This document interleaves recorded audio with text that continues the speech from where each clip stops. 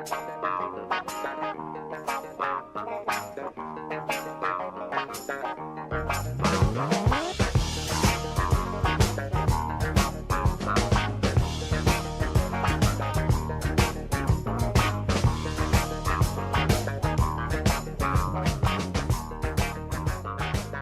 everybody. Welcome to the Truth Will Set You Free show, brought to you by TLBTV and the Liberty Beacon Project. I'm your host, Linda Diane Wattley, and I am so more than excited. I am honored to talk about what I'm going to talk about today. And I have to say, it's like two people I'm going to be talking about today. Because, I have not ever interviewed someone who do biographies. And that's fascinating to me. I think it takes a very special person to be able to do that. My guest today is Brian C. Wilson, PhD. And to say PhD is saying it mildly because he has his studies in so many things. He had went to be a doctor, but he changed his mind. It's like the spiritual world got a hold of him and he couldn't turn it loose. You said you're residing in Detroit? Kalamazoo. That's Michigan, right? That's correct. Yeah. Yeah, but you was in Indiana for a while, right? No, I've been here. Oh, you mean during the Peace Corps? Yeah. Oh, I did 2 years in Honduras. Okay. And a year in the Dominican Republic.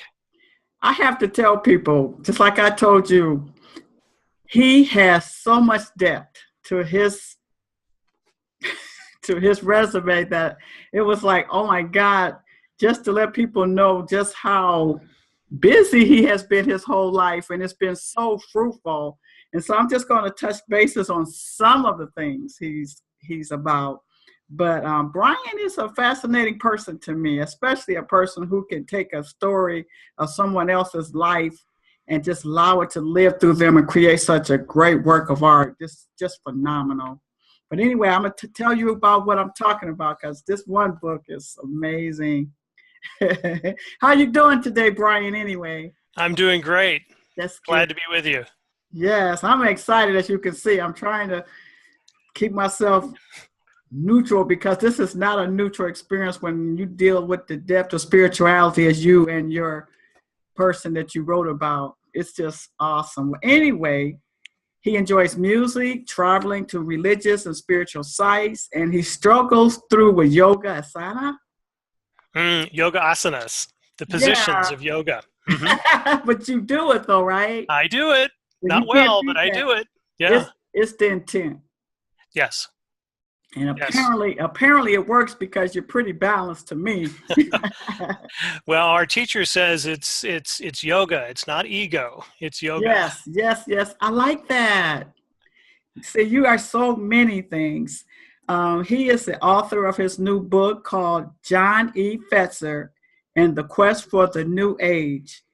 Wow. I can't wait to talk about that book. It's just fantastic. So he is also a professor. You still a professor? Mm-hmm. Wow. 22 years. Yeah. Really? So what do you teach? Well, I teach, I'm in a department of comparative religion. And so I teach American religious history.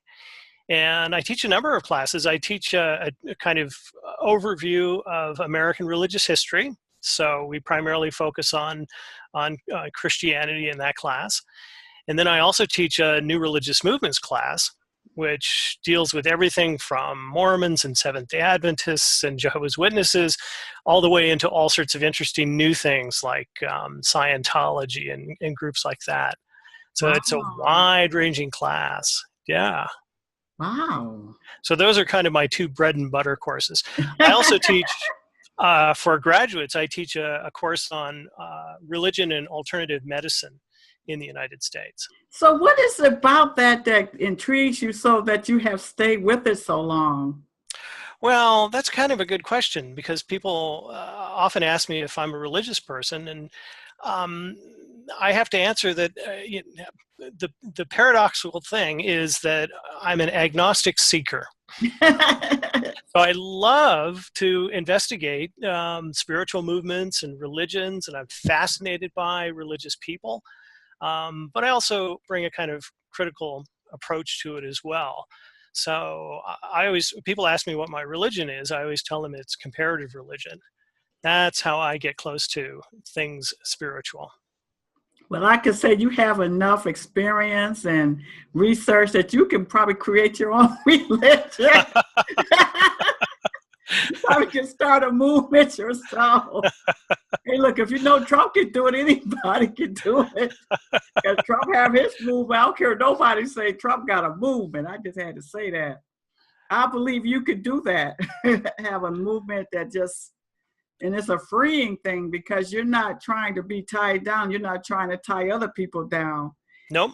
And I noticed that you did a biography for Dr. John Harvey Kellogg. Right. And I mean, it was so great. And he was a Seventh-day Adventist. Yep, he was a Seventh-day Adventist, and that's a Christian tradition, apocalyptic tradition, tends to be very conservative. And he was actually born in Michigan in 1863. It has its roots earlier and in the Northeast, but the denomination actually formed in Battle Creek, Michigan in 1863. And one of the interesting things about that group is they're very committed to having a pure soul in a pure body. So they practice vegetarianism, alternative healing, diet and exercise. All these things are tremendously important for Seventh-day Adventists. So Dr. Kellogg he was born and raised a Seventh-day Adventist, and he basically he was put in charge of an institution that he turned into the Battle Creek Sanitarium. And that was a health and wellness destination for decades. It was world famous. And it was there because he wanted to come up with foods that his patients would actually want to eat, because most vegetarian food at that time was pretty bland. So he and his brother and his wife basically created flake cereals. And so that's the birth of the cornflake and other kinds of cold breakfast cereals. Comes out of the Battle Creek Sanitarium. It's an invention of Dr. John Harvey Kellogg. So how did his biography fall in your lap?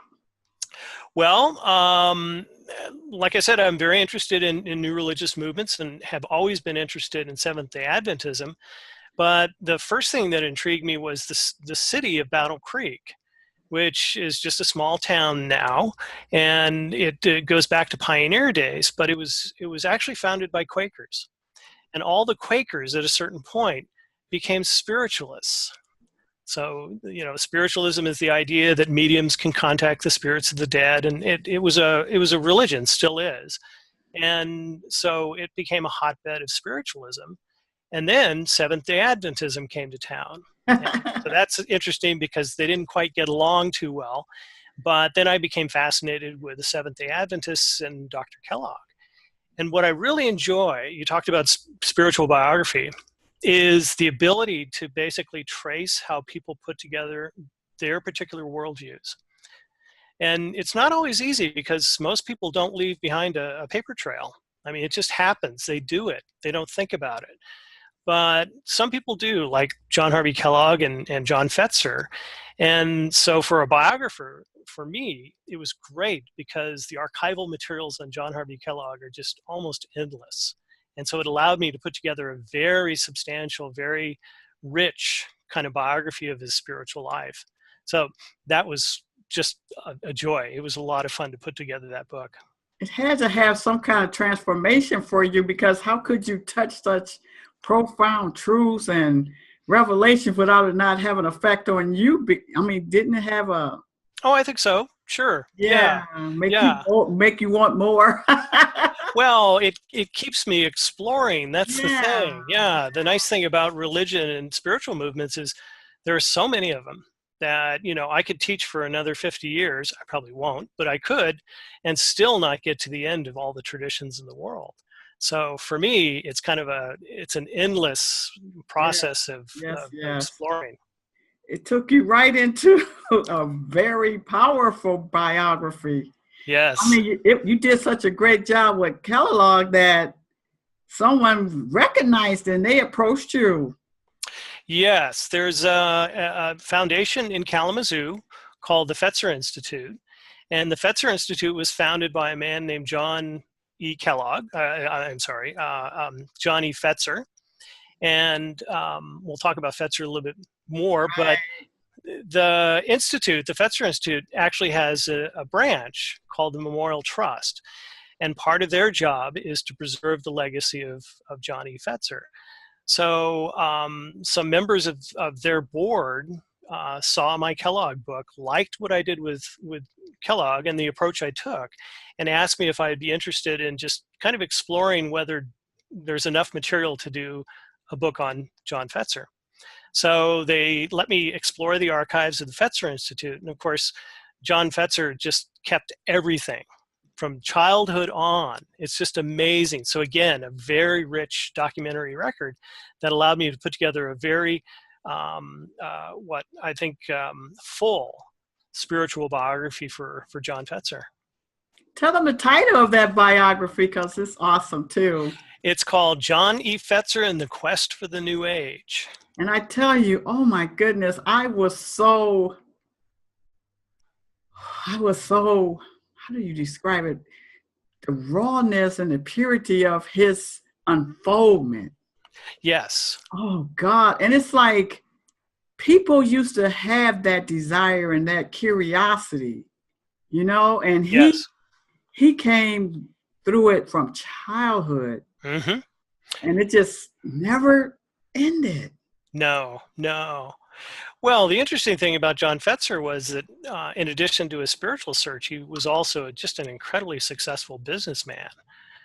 And so he was a radio pioneer in Southwest Michigan, and in fact had his first radio station, commercial radio station, here in Kalamazoo. It still exists to this day. And he basically took that radio station and built it into a kind of media empire that had radio and both AM and FM, but also television and then later cable.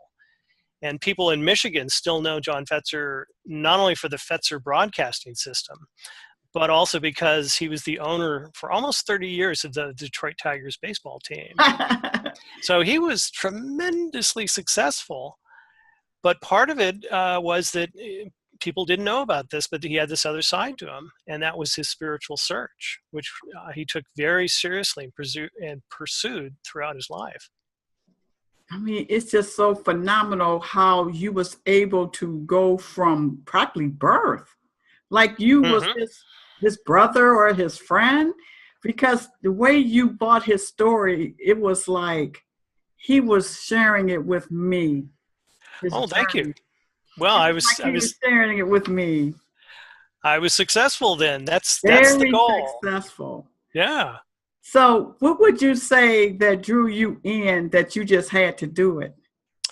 Well, one of the interesting things is there's a connection between John Fetzer and John Harvey Kellogg, and that is they were both Seventh-day Adventists. So they have this connection. They both belong to this specific apocalyptic conservative Christian group. And John Fetzer, his mother converted to Seventh-day Adventism. And he was actually born and raised a Methodist, baptized a Methodist, and then his mother became an Adventist. So he followed her into the tradition when he was a teenager. And then in his late 20s, he decided it really wasn't fulfilling his spiritual needs for a variety of reasons. And so he decided to leave the tradition. And one of the first things he did was he started looking for other spiritual traditions that would fulfill him. And so he went down to Indiana to a place called Camp Chesterfield. Yeah. And Camp Chesterfield is a spiritualist camp. And it's been there since the 19th century. It's still in business today. And that's a place where you can go and there are mediums and psychics. And it's like a permanent kind of psychic fair, if you will. And he went down there and he became absolutely fascinated. Went to the mediums, had seances, went to the psychics, got involved in various forms of divination and psychic healing, spiritual healing. And there was also a bookstore there, still is. And he said that every time he went down there, and he went down there from 1933 to the early 1970s. So he continually went down there. And he said every time he went, he would come back with an armload of books. And the books were all about not only spiritualism, but other metaphysical traditions. So things like theosophy and Rosicrucianism and Hermeticism and esoteric Freemasonry, and it just goes on and on and on. I know. And it's just, for me, the opportunity to basically explore each one of these traditions in order to understand how it appealed to John Fetzer was a real appeal to me for the book. So it was an education for me. Yeah. And just to begin his journey a little bit, it's like, what year was he born?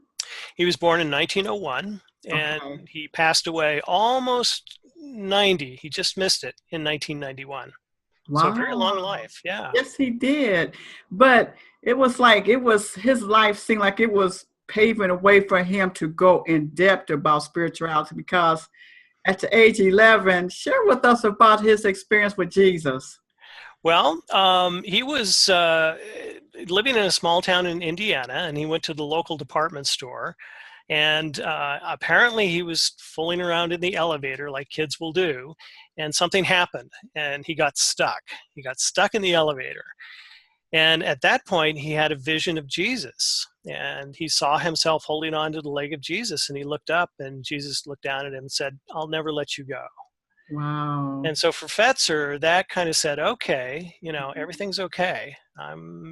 Spiritually, it's a friendly universe out there, and I think that gave him a great deal of confidence to just go out and explore. Yeah, it's a great story. Right. And then I want you to share with us about when he came down with that flu, that Spanish flu. That was also a pivotal time in his life.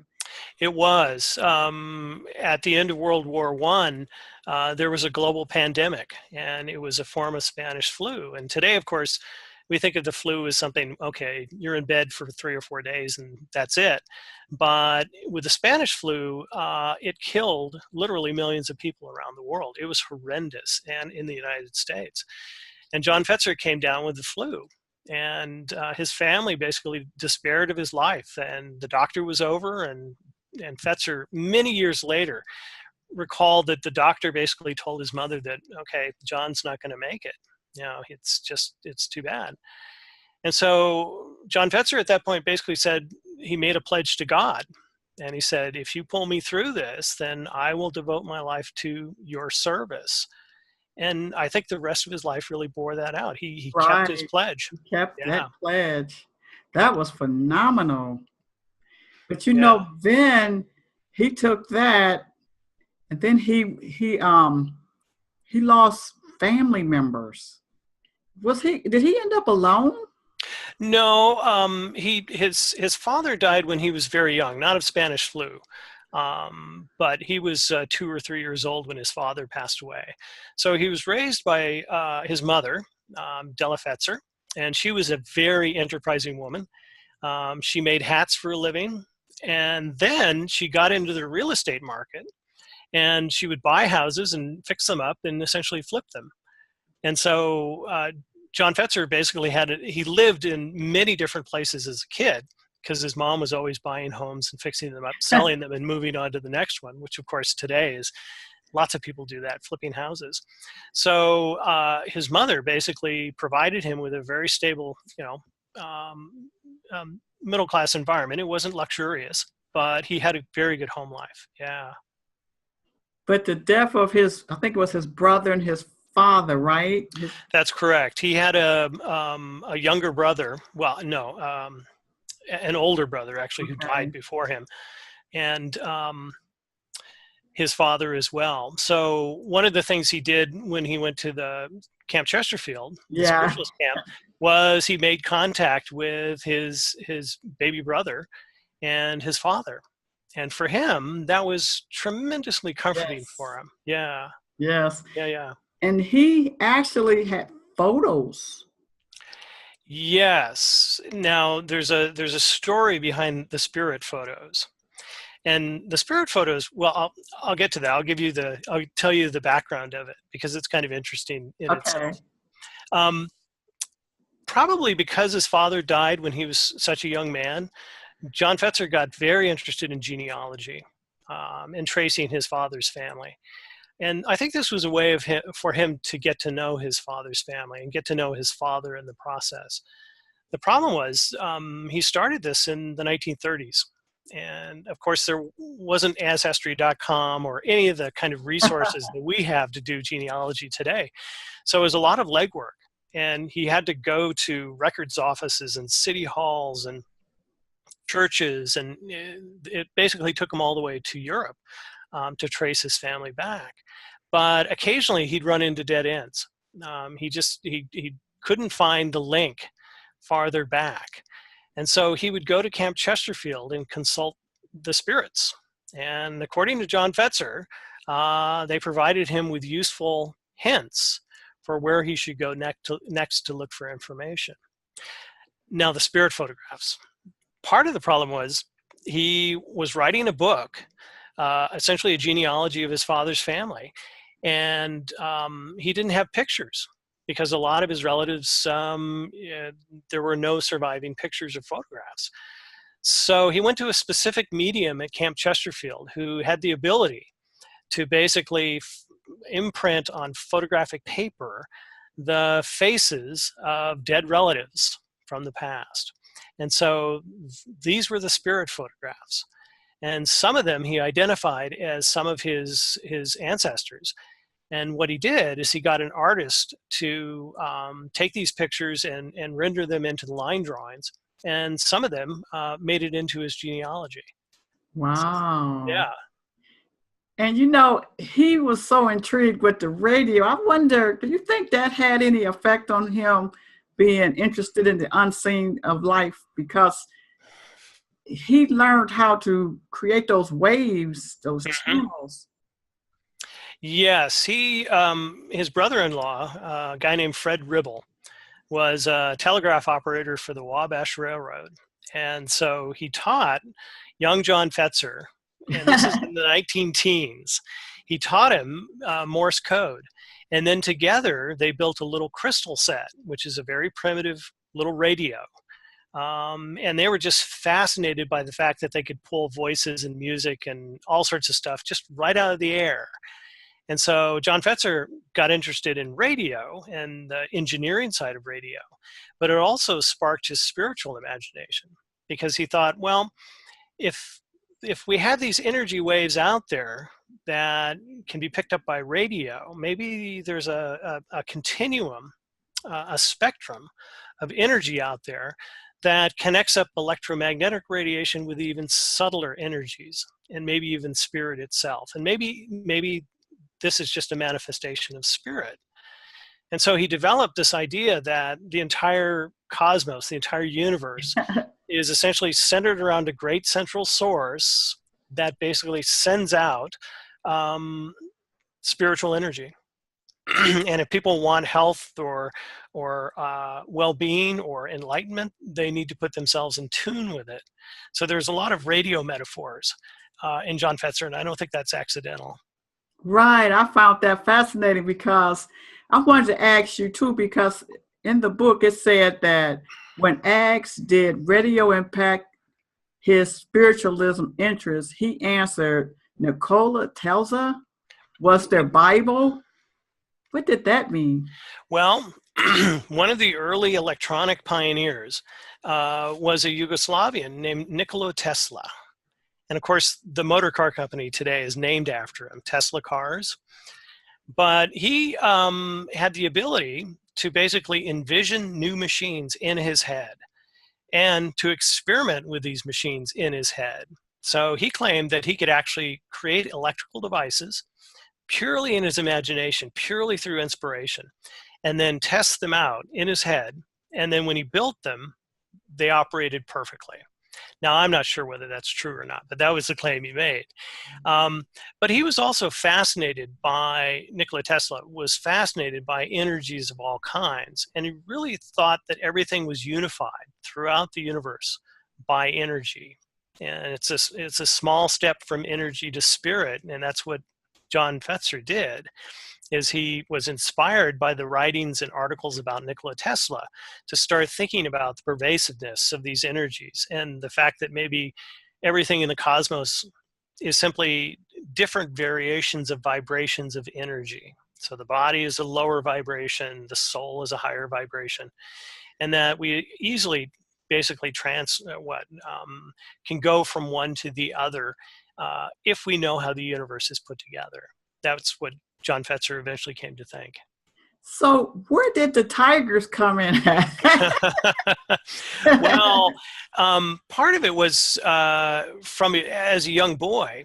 One of the things that he would do with Fred Ribble is they would sit around the telegraph office to hear the results of the ball games. So this is in Indiana, but it's very close to Detroit.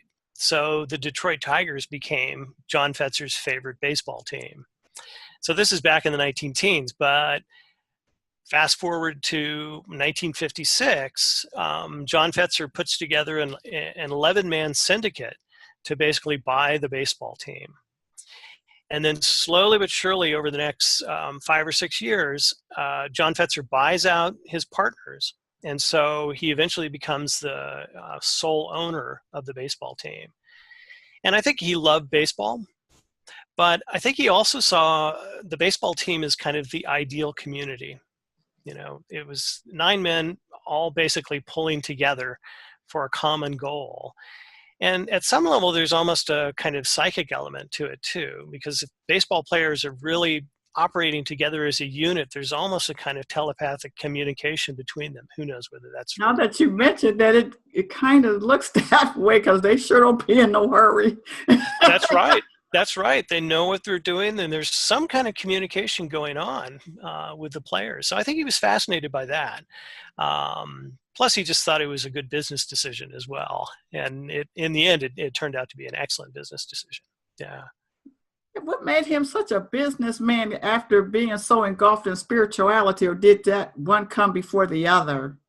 Well, I think he was always ambitious. Coming from a kind of lower middle class, working class background, he was always concerned about making money and making himself comfortable. And his wife, he married his wife in 1926, and they stayed together until I think it's 1986 when she passed away.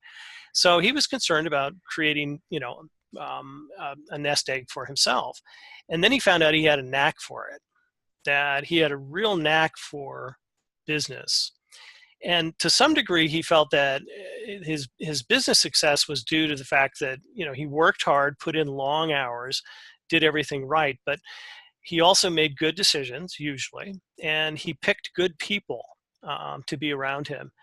And he felt that that was based on intuition, and that intuition was a form of extrasensory perception. So he felt there was a kind of psychic root to his business success. And he always felt that gave him a certain amount of confidence to make hard decisions that more often than not turned out to be financially, successful. Yeah. And he also had a dilemma with humanity because he said, even though we pretty much had all this modern technology, we didn't have the wisdom. That's right. To use it. Yeah. He, during World War II, he was appointed the assistant radio censor for the United States by Franklin Delano Roosevelt. And so he moved in some pretty high-level circles at that point during the 1940s. And then at the end of World War II, General Eisenhower basically asked him and a group of other radio executives and journalists to go to Germany and assess the state of radio there with an eye to rebuilding the radio system in Germany. And so he saw firsthand the devastation and destruction of World War II. And he spent time in Berlin, which at that point was a city in ruins. And so that profoundly, profoundly affected him. And he thought, well, technology is great, but look what it can do if it's in the wrong hands. So I think that affected him. And he always, worried that humanity, it wasn't assured that we were going to come through. So we need to work together to create a better future. Yeah. And you know, he was definitely dead on, wasn't he? I think so. He always, for somebody who's so fascinated by technology, he always realized the limits of technology and the fact that technology could be dehumanizing. It could help to connect people through communications like telephone and radio and things like that, but it can also alienate people as well. And so he was aware of that, and he was concerned. And during the 1960s, when there was so much social unrest, he was concerned about the role that technology was playing in this at a variety of different levels. And part of it is, he said, people really need to just take a deep breath and meditate. I Just, agree. Yeah. yeah.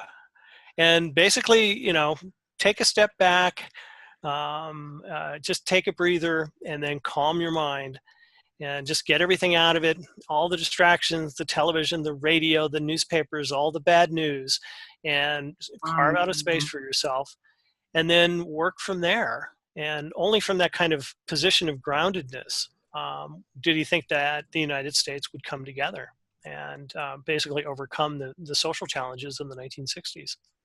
Because it's definitely apparent today that technology has its pros and cons, but you can see where we need to go somewhere and sit down. Yes. Right? Disconnect. And he said that so long ago. Mm-hmm. Now, I think he would have been fascinated by the computer revolution, and he would have been fascinated by social media, like Facebook and other things, and Twitter. But I think he also would have recognized the inherent problems of these things as well. Yeah, he really was very perceptive. Yes, he was. The impact of technology on spirituality. And I tell you another thing that I kind of have in common with him is my concept about death, but his goes a little more out there. Uh-huh. Because I like the way he used the term channel. Did you see that? I mean, I know you saw that, but that was interesting how you could tell us about it. I'll let you tell them. Well, should we talk about his theories of life after death and talk about channeling, how that fits into that? Wow, go ahead. Okay. Well, because of his readings of, I think specifically Theosophy, and Theosophy is a tradition that began in the United States in the late 19th century, and it's a blending of kind of Western esoteric ideas with Hinduism and Buddhism. And of course, in South Asian traditions, the idea of reincarnation is just part and parcel of those traditions. The idea that you're going to be born over and over, and every life is basically going to accumulate a certain karma until you burn the karma off and escape. So John Fetzer accepted that, and he believed that human beings go through multiple lifetimes. Now, one of the things he was really interested in was tracing his past lives. And he did this in a variety of different ways. One of the ways he did it, and this kind of makes people uncomfortable, I know, but he used a Ouija board. Yeah, he loved that Ouija board. He loved the Ouija board. Yeah, he never worked it alone. He had a personal confidential secretary who always helped him work the Ouija board. But they used that to basically trace John Fetzer's past lives, and according to Fetzer, he could trace these all the way back to the mythical continent of Atlantis. And he felt this was important because in each one of his past lives, he was pursuing essentially the same spiritual mission and accumulating the kind of wisdom and knowledge necessary to be successful at fulfilling this mission in his present life, which he hoped would be his last life, and then he'd basically get out of the wheel of birth and death and reincarnation. Another way he pursued his past lives was that he basically consulted psychics and mediums, but also channelers.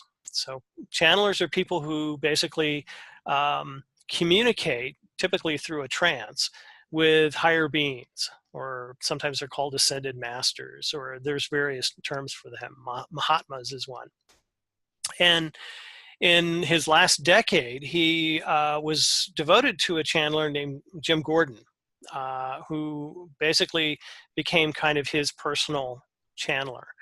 And Gordon would go into a trance and channel these ascended masters or higher beings and fill in some of the gaps in John Fetzer's notion of his past lives.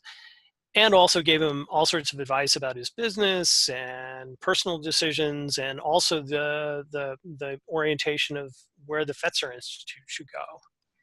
So for John Fetzer, he believed his life, his present life was just one of many, and that hopefully it would be the culmination of many, many past lives. Wow. And he believed from the standpoint that when you do leave here, he calls it going into another channel of life. That I like the way he used channel. He said, well, it's like a radio channel or a TV channel. And what are those? Those are just simply different frequencies or vibrations. So he felt that human beings, basically body, mind, and soul, vibrated at certain levels. And when you died, you just simply went to a higher level of vibration or frequency. And so he loved these radio metaphors. He loved the energy metaphors, but he really believed his life and personality would continue. He hoped he wouldn't be reborn into a life on Earth, but would ascend to higher levels and continue his pursuit of spiritual knowledge, which essentially would be endless. And so after all of this, because he had accumulated so much knowledge and wisdom and evidence of the unseen, how did he go into a foundation type and bring all this together to help other people? Well, he was very successful in terms of money. He made a lot of money, and by the time he died, he'd been on the list of the 400 wealthiest Americans in Forbes magazine. And so he was very successful that way, but he was always concerned about what did the money mean. He wasn't content just simply to pile up more money. There had to be a larger spiritual meaning behind it for it to have any meaning for him at all. So beginning in the 1970s, he began liquidating his businesses, or thinking about liquidating his businesses, which he finally did completely in the 1980s. And the idea was that he would take the proceeds from his business sales and invest them in his foundation, the Fetzer Institute, and that would form the endowment to keep his spiritual mission alive long after he had died. Wow. And so, like when he was working with that baseball team, did anybody have any idea just how spiritual he was, or did they just saw the businessman? Well, primarily the businessman, because he was very good at compartmentalizing his business from his spiritual pursuits. And part of it, I think, is because he was a private person and didn't feel tremendously comfortable until later in life talking about these things. But also because in West Michigan, it tends to be very conservative religiously. And he was concerned that he would lose audience members or lose advertisers if they knew the kinds of spiritual things he was interested in. So he got into the habit of keeping things pretty close and pretty quiet. A couple of times, though, things kind of bled through and he couldn't resist. One of the times was in the 1970s, he got very interested in meditation, and specifically transcendental meditation, TM. And he was great friends with the Maharishi Yogi and advised him on TV and radio and how to get the word out in the United States about transcendental meditation. And Fetzer and his wife, Rhea, began meditating, transcendental meditation. So Fetzer decided at a certain point that, would this be great for the baseball team? So during one of the spring trainings, he basically allowed the players, if they wanted to, there was no coercion involved, this was completely voluntary, but if they were interested, they could take a course in transcendental meditation. And this, of course, captured the imagination of the sports writers, and people just loved the idea of the baseball team practicing meditation. And some of the players took to it, and they really felt it improved their lives and improved their game. And the funny thing about that is today, if big league athletes basically say they're meditating, nobody bats an eye. That's so accepted.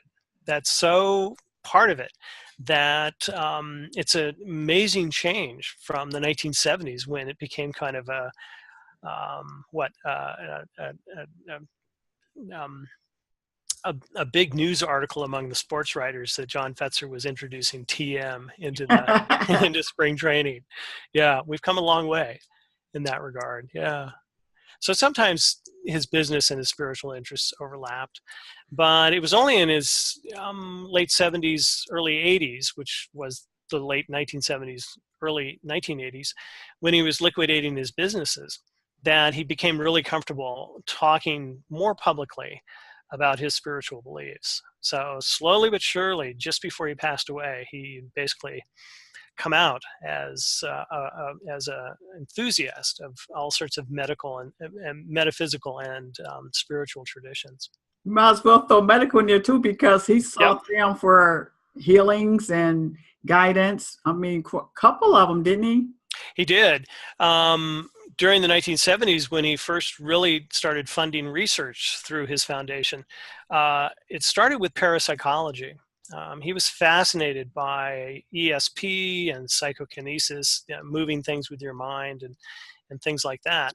And so he funded university research in parapsychology through most of the 70s. But he got very frustrated with the pace of that research. He didn't feel it was actually accomplishing what he wanted to. And by the late 70s, early 80s, his health had begun to fail, and his wife's health had begun to fail. In fact, she eventually passed away from Alzheimer's disease. And Hmm. so he began exploring alternative health and alternative health treatments. And he turned the foundation towards away from the parapsychology exclusively to looking at funding research in alternative medicine. And he was really very interested in this idea that the human body emits certain subtle energies. So there's an energy field around the body. And he believed that with the proper technology, the aura, the energy field, could be detected and could be used for diagnosis and treatment of disease. And so he was one of the fathers of what's come to be called energy medicine in the United States. And he funded a number of projects to come up with instrumentation machines that they hoped would eventually be able to measure these kinds of bodily fields, these subtle energy fields that surround the body. Well, so his foundation is about continuing research in various areas of anything that's spiritual or that can help humanity, pretty much, right? Pretty much. I mean, the idea was always that spiritual transformation in enough people would lead to a kind of general global spiritual transformation. And so that was always the idea. And that global spiritual transformation, that's what John Fetzer called the New Age. That's why I Wow. call him a New Ager. And he used that term well before the New Age movement became a thing in the 1980s and early 1990s. And it was always this idea that it wasn't enough for individuals to pursue their own spiritual development, but there always had to be a collective or social kind of goal involved. And so the Fetzer Institute, that's one of the key ideas, is that individual spiritual transformation will lead eventually, hopefully, catalyze global spiritual transformation. So once he passed away in 1991, the Fetzer Institute continued funding research in holistic health, but it went more kind of mainstream and started funding studies through the National Institute of Health and other organizations like that. And they got into education, so educating people about alternative medicine. And one of the things they funded was a TV series and a book with Bill Moyers called Healing with the Mind. And that became very successful. And it was one of the first times that lots of Americans had ever been exposed to holistic health. So that's been tremendously powerful. And since that time, the Institute has evolved even further because after 9/11, they really felt that there was a lack of love and forgiveness in the world. And so the programs that they're funding now are really to develop spirituality at all points in the life cycle. So from childhood to old age, there are a variety of different programs that they fund to encourage people to explore their spiritual side, again, in hopes that development of individual spirituality will catalyze this global spiritual transformation. I'm pretty sure that foundation appreciate that book you wrote about him. Well, I think they're happy with it. Yeah, Yes. yeah, because it really lays out the story and kind of shows just how deep John Fetzer's spiritual search was before it led up to the Fetzer Institute. So it adds to their history and gives them, I think, a foundation and depth that some people in the Institute knew about, but most did not. So yes, I think they're happy with it. Yeah. So when you was writing his biography, what was you really most focused in on to get to people? The kind of message or things I wanted to get across? Right. Well, one of the things I'm interested in, I was born and raised in California and grew up there and spent most of my young life there, and came out to Kalamazoo in 1996. So we've been here 22 years, or as my wife says, 22 winters. She's from California too. But I was always under the impression that California was the place where all these interesting metaphysical and spiritual movements came from. And I had studied them while in California, but was woefully ignorant about the kinds of things you could find in the Midwest. And so I was pleasantly surprised when I came out here and started doing research that a lot of the movements that popped up in California were influenced by or had roots here in the Midwest and also in the Northeast. So part of the story I want to tell in the John Fetzer book is that even though John Fetzer's spiritual quest and his interest in metaphysical religions was out of the mainstream, he wasn't the only one, even in mid-America, in the heartland, who was looking at these various traditions. And so there's a local tradition of metaphysical and spiritual exploration that goes all the way back to the 19th century. So John Fetzer's story, I think, is interesting in and of itself, but it's also a story of a spiritual quest in the Midwest in the 20th century, which I think is a story that most people will be surprised by. Tell us the name of that book again. It's John E. Fetzer and the Quest for the New Age. And if people would like to purchase that book and get in touch with you, how do they do that? Well, the book's available on Amazon.com and BarnesandNoble.com and other online booksellers. And it's available as a hardback and as a Kindle edition, so an ebook as well. And if people are interested in learning more about the Memorial Trust that basically commissioned me to write the book, you can go to a website, infinitepotential.com. And there you can find out more about the Memorial Trust, but you can also download a free PDF of the preface and first chapter of the book. So if you're interested, there's a free download there. And then if you're interested in the work of the Fetzer Institute, I recommend their website, which is Fetzer, FETZER.org.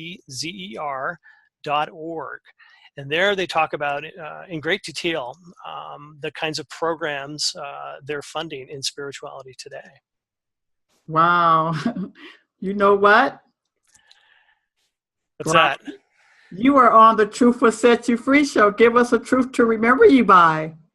Oh, a truth. Well, I think the truth is you'll always keep yourself young and happy if you continue exploring. That's the truth. Keep yourself curious. Keep yourself exploring. Thank you so much for being on our show today. My pleasure. It's been a great time. Thank you. Oh, I couldn't wait. Take care. Thank you. Bye-bye. Bye-bye.